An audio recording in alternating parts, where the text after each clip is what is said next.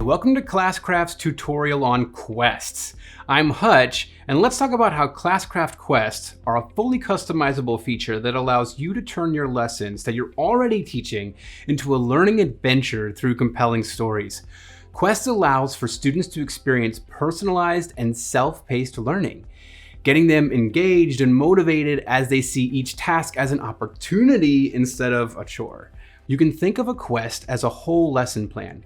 For example, if you teach history and starting a chapter on World War I, you can make every lesson, assignment, and activity you've planned a part of a quest or adventure that your students experience. One great feature about quests is that you can write down your story that students will unravel as they progress through your lessons, or import story mode quests to get ready-made quests with the story created for you.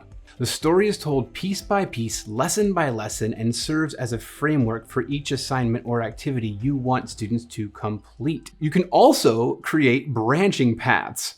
There are two major reasons to create a branching path, and both of them create a more personalized learning experience. One, to allow students choice in which task they want to complete. And reason number two, to allow yourself to choose which task you want each student to complete. For example, if a student is struggling with the course content, you can discreetly send them along a side path that gives them additional objectives with supporting resources or tasks. And you can send a student who already understands the content along a more direct path to the next topic in the chapter or unit. Students will not be able to see that they have been sent down a different path, so you can provide extra supporting activities to struggling students without embarrassing them. You can go back in and edit any objective at any time in a quest, even if students are already working their way through the quest. If you're teaching multiple classes, each with their own quest, the Activity Center will be super helpful for managing student interactions in your quests. The Activity Center is found at the top middle of your teacher home. The Activity Center is your one-stop to see all of the to-dos and notifications for each or all of your classes. When you've created or imported several quests, it's helpful to manage them in the My Library section.